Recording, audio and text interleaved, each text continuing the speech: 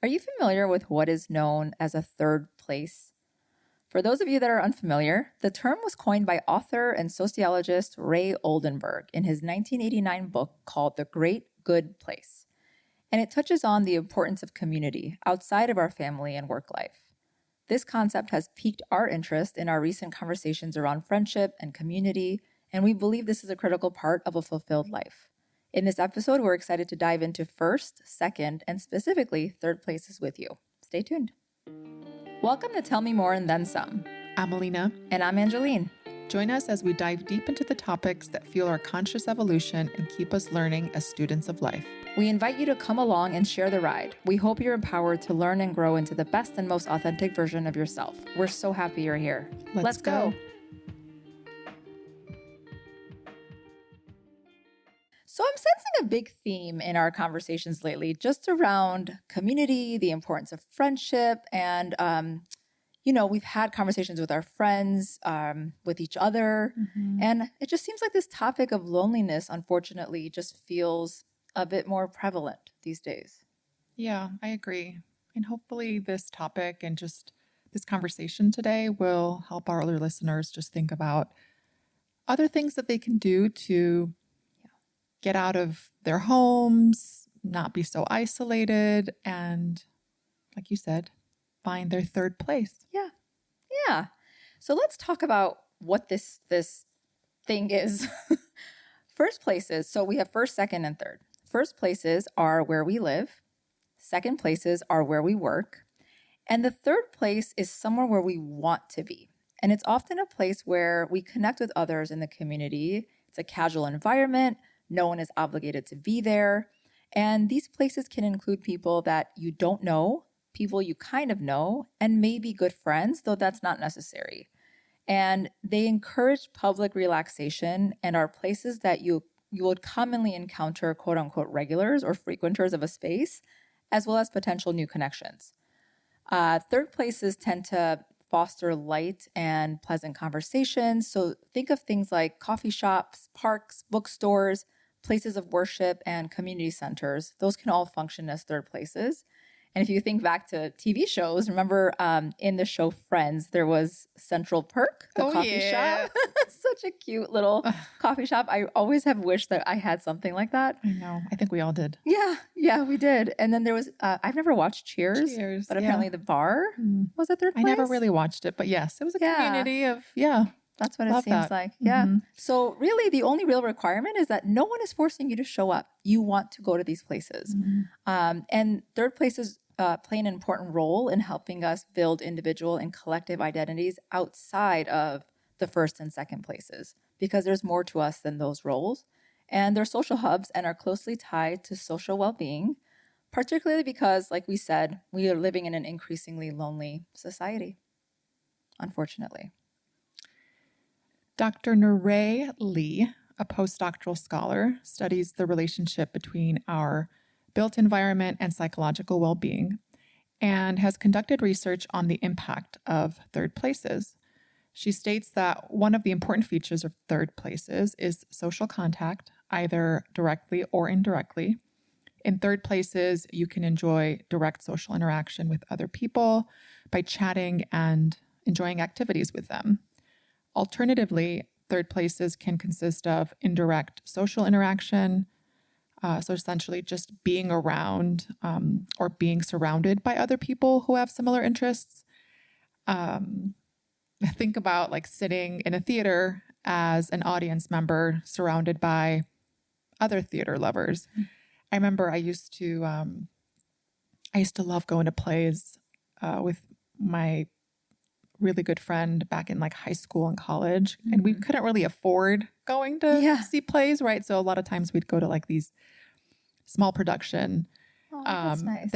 like plays. But then once she moved out of state, I really missed that. And I found that I would still go. I would just go alone. And I really think part of it was because I had I felt this connection to the community. Yes. And a lot of the same people would go to that theater, even though like we weren't friends and didn't really talk very much, but it was like, hey, That's perfect. Hey. That's such a great example, though. It just reminded me of that. I love it. And there were other people that enjoyed what you did. Exactly. Right? Yeah. It was a small theater, but That sounds lovely. I guess that was my third place at It the was. time. And then even like going to a park surrounded by other people, whether you're like walking your dog or Yeah. perhaps you take your children to the playground, that's also a third place. That's right. Yeah. And for our fellow introverts, even if you aren't always an active social force in a third place, just showing up matters. Dr. Lee says, quote, "It's crucial for people to escape from a sense of loneliness and build a sense of community. Some people go to third places to be surrounded by other people, watch them and rest while just enjoying the ambiance and white noise." End quote. It sounds so relaxing. I know. The ambiance and white noise. Yeah. As we were preparing for this conversation, I was just thinking about like the lack of prevalence of third places, or my perception of there being a lack of prevalence. So as we started looking things up, there was an article in The Atlantic written by Ali Conti where she talked about this and how the lack of third places could be a consequence of a culture obsessed with productivity and status, and whose subjects might have decent incomes but little recreational time. She specifically mentioned urban dwelling Americans tend to place work at the center of their lives, in part because cities are so expensive to live in. So they might work a 50-hour week to survive, leaving little to no time for leisure or community engagement. And consequently, unstructured quality time that you would get from a third place is replaced with a continuous series of scheduled catch-ups, which I resonate with quite strongly. Mm-hmm. A lot of it is, when are we getting together? When are we getting together? And I don't think she's necessarily saying that it's a bad thing. It's just there is power in it being a place that you go to without a schedule. You just want to show up. Yeah. It's almost like it removes that extra pressure. Yes. Because sometimes I'll make plans. I'm sure this can resonate with a lot of people. I'll make plans and then that day comes and I just had a rough day. And as much as I want to still go out and see that friend to catch up, I'd rather not that day, but then you don't want to cancel. And so there is that pressure. Right. And I know on the receiving end, they might feel that way too sometimes. And then a lot of times we both end up going and we're both like, oh man, I wanted to cancel today, or. Yes. And so it's nice to just be like, let's see how I'm feeling. And then if I'm feeling up to it, then I'll go to that bar. Right. Cheers. And, grab a drink. Yes. And maybe see my people, or maybe I'll go to the park and exactly do whatever at the park. Just sit on the bench or take my dog or take the children. It just removes the pressure is the way that I think of it, right? It's just this other place that you can go to. Right. Not because you have to or you made plans to, but because you feel like it. You want to. You're in that, your energy is there. Yeah. And I feel like you're just more receptive to connecting when you are deciding to go. But yeah, I think many people can relate to the plans and not always being up for it when that day comes. Yeah. So it just sounds like a lovely thing to have, these third places. So let's talk through some questions. Let's do it. Just some questions for reflection. Where do you want to start? Should we talk about our post-pandemic world? Yes, please. Where we're working remotely. Both you and I work from home. Yep. And this is a first for me. I know. Yeah. She was out and about all the time in her sales roles. But many people lack second places, let alone a third one. So I guess my own experience, for me, flexibility is very important. I've had jobs where I've clocked in and then I've clocked out. Not a huge fan because I need flexibility. Yeah. And I've been in this role for a couple years now, and it's from home. And I travel every now and again. And every time I see people, I tell them, I'm really having a hard time working from home. Mm-hmm. I mean, I wake up, I get ready. Yeah. I relax in one room. I have my office. I'm in there all day. Yep. And for me, that second and third place is getting out, going for a walk with Ziggy, being in nature. I think that's a really big thing for Oh, me, is being in nature, and I guess incorporating nature into my third place, I would that's a big say, one is for you. what's important for me. How about you? Yeah. When I think about schools, like college, when I think about business school, I think there is such a high prevalence of third places when it comes to like university campuses. Mm-hmm. So, for example, at Michigan, there's this bar called Skeeps. So every Thursday, everyone you knew was there. Aw. And it was so fun when people would say, "Are you going to Skeeps tonight?" And you're like, "Yeah, if I feel like it, I'm going to walk in by myself because I will see a lot of people that I know." Yeah, that's a great example. Ah, it was such a good feeling. And so there's that, there's bars on college campuses. There's like the atrium where everyone was studying or just having a cup of coffee. Mm, There's just something around university campuses that I feel like you do experience a third place quite often, yeah. So it was just something I was reflecting on and I really miss it. I miss that. I do too. God, this Yeah. is so nostalgic for me.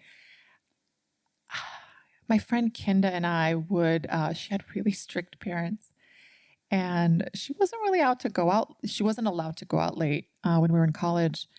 And her parents really liked me. Of course. And they're like, oh, she's such a nice girl. So we would go to the library together, and it was open until midnight.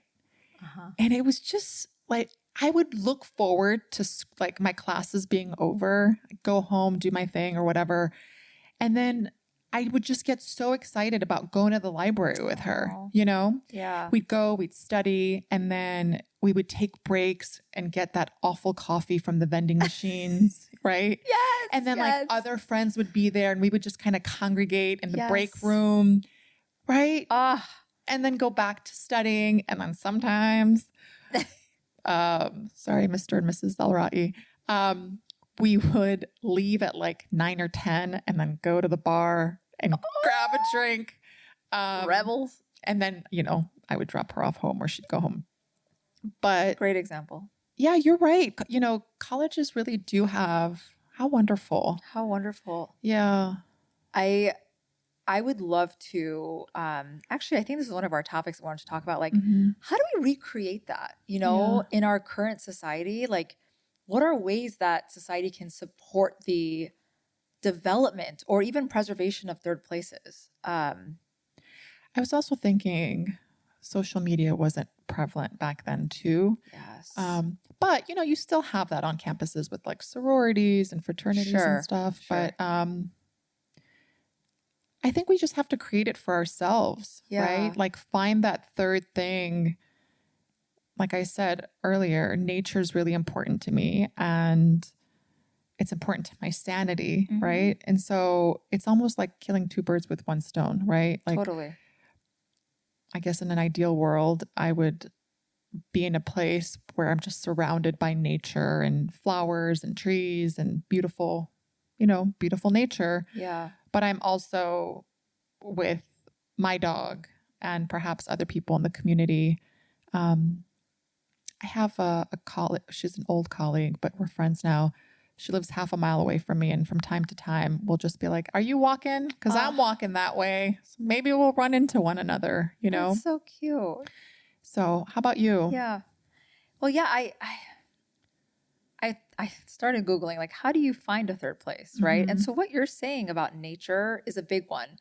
It basically, I found that you need to first understand what you're interested in. So things like nature, books, right? Mhm. Reading, which my sister loves. And for that, you find a book club. That's a lovely third place. And Or a bookstore or a bookstore where or you library. can go and sit and, yes. read your books. Yeah. And it's great. I wish I could say I loved reading that much, but that's not it. So I think for me, I'm just trying to figure out what is it that I'm truly interested in, and then finding communities to gather around this common topic or subject.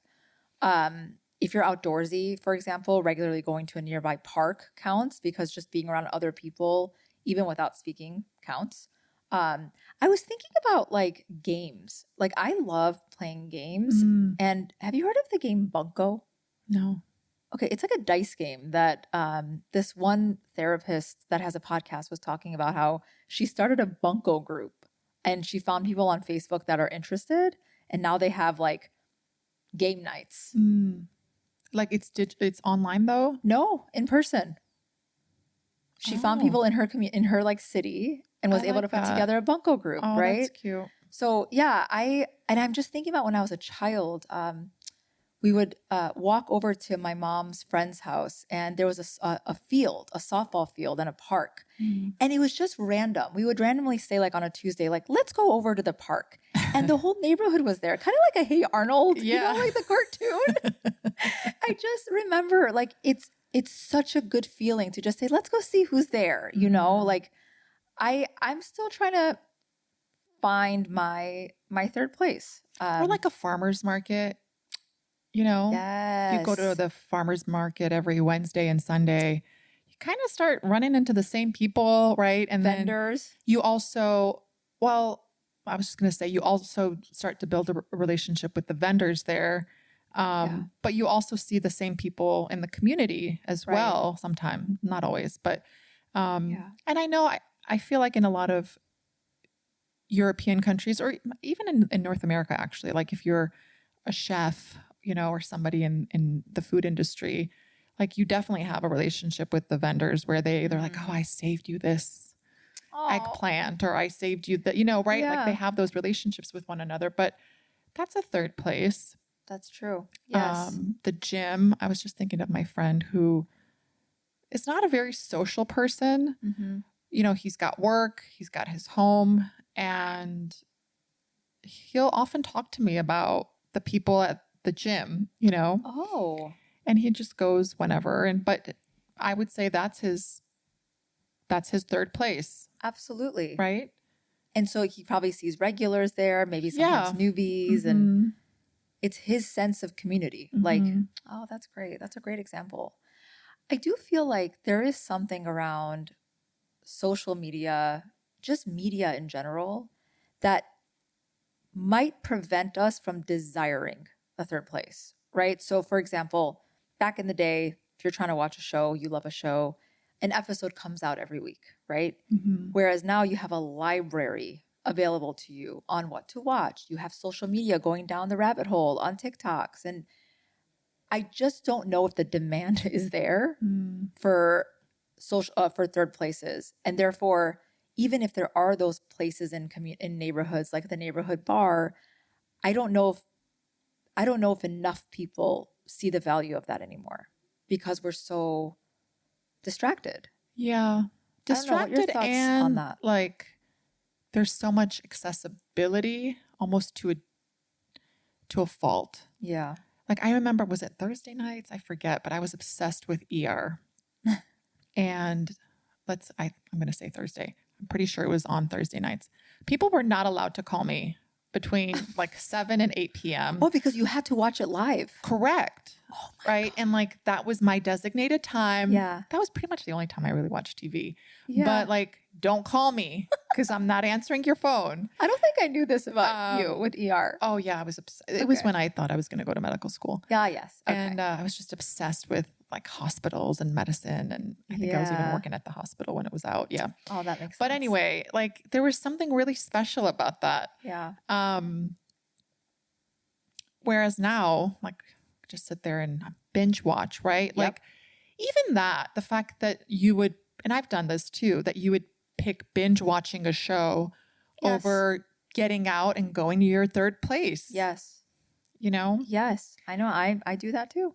So yeah, the demand, I don't know. I feel like that is definitely contributing to this loneliness epidemic. I think about the time that I lived in San Francisco, and one of the things that I miss the most about the Bay is my third place was hands down hiking. It didn't matter where I was hiking, but Yeah. every weekend I would find the time, whether it was alone or with friends, to go on a hike. Yeah. Right? Like I just needed to be with nature. Yes. And whether it was with trees or mushroom hunting or Oh my God, you went mushroom hunting. I forgot about that. It's such a Bay Area thing. I can't. feel. But, it just really fed my soul. It was so good for me. And it almost like recharged me for the following week. And I miss that because obviously in Chicago, our winters are pretty cold. So it's a little bit tougher to do that. Right. And I think that may be one of the reasons why I've kind of made Puerto Vallarta my thing to do in the wintertime. Because it's also full of beautiful nature. Yeah. Puerto Vallarta. So yeah, that makes a lot of sense. Yeah, I guess we can tell our listeners or ask our listeners, just planting the seed here, if you don't have a third place or if you haven't thought about a third place, if you could design one from scratch, what would it look like? What kind of vibe or feature would it have? And if you have one or if you think of one, we'd love to hear from you. Yeah, share it with us. I just thought about this. If I ask my dad this question, you know how my dad loves backgammon? Aw. So his ideal, I think, third place would include having a community with backgammon players. So lo and behold, he found a community center that every Wednesday night they have backgammon tournaments, and he started going. That's cute. I just love that he has that. It's an activity he loves doing. He's around other people.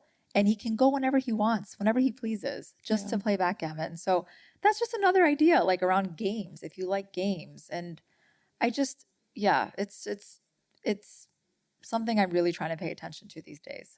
But before we start to close out, I just wanted to share a quote from an Atlantic article that I referenced earlier from a professor from Colorado College that I thought was quite fascinating. He said, "A world made up of atomized, physically isolated people is a world without true shared reality, which is a recipe for civic disengagement, misinformation, and perhaps even political extremism. The lack of socialization in our community is creating more polarizing divides between us, and community should not be a luxury. It's the way that we survive." So it's just really important to share because I know I personally can feel this, like this sense of divide and polarizing views on things, and just we're human. We need to not be scared of each other. Yeah, we're going through a really hard time. Yeah. Humanity is going through a really, really hard time. It really breaks my heart every time I hear somebody struggling mentally. And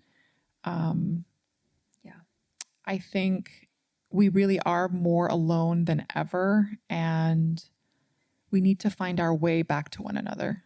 Absolutely. It's a must because I just can't imagine us continuing to go down this trajectory. I agree. Let's bring back those third places, y'all. Yeah. Bring them back. Well, like Alina said, we would love to hear from you. So if you can go on our latest Instagram post, share your experience with third places, share with us how you would design a third place from scratch. We'd love to hear from you. And, let us know how the spaces have influenced your well-being. So at the end of each episode, we like to ask one another and encourage you, the listener, to ask yourself, what is bringing you joy lately? Anj? I'm just laughing because, food brings me joy. I think that is well known. So I have to share these snacks that I found. So I'm trying really hard to not, down like donuts and when I'm, I'm trying to snack on things. That's great. It's a goal. Really hard not to down donuts. It's a goal. So I'm trying to find like semi-healthy snacks. You are not a donut downer. I could. Really? I'm very capable. I love donuts. Girl, how do you eat them? Gluten-free donuts. Oh, gluten-free. Mochi nut. That's actually what. Okay. I'm gonna save the one I was gonna say for the next one because I have to share mochi nut. Have I talked with you about this? Yes. Y'all, it's a donut made from mochi, which is this rice flour, Asian inspired ingredient. And they are the most chewy, amazing donuts you'll ever have. I've had them.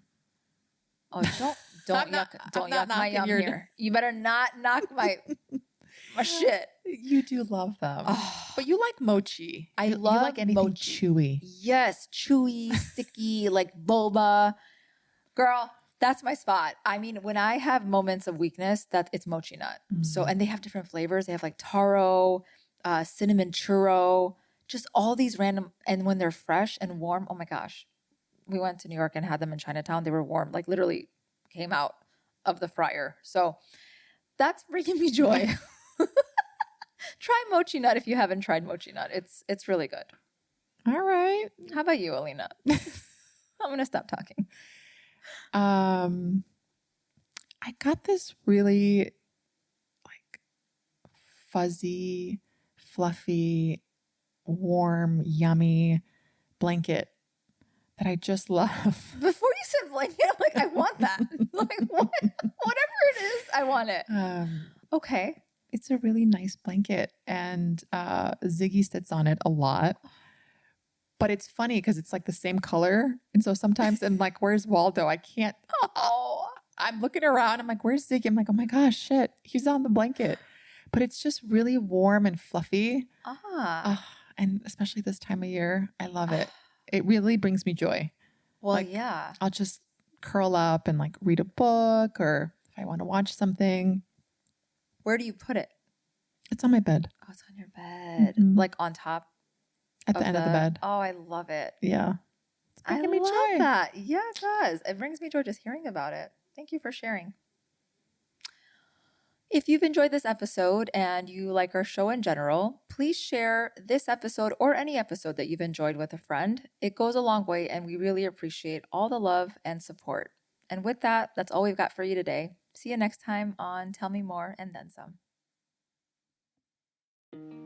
We hope you enjoyed this episode. If you did, please rate and review to help us reach more listeners.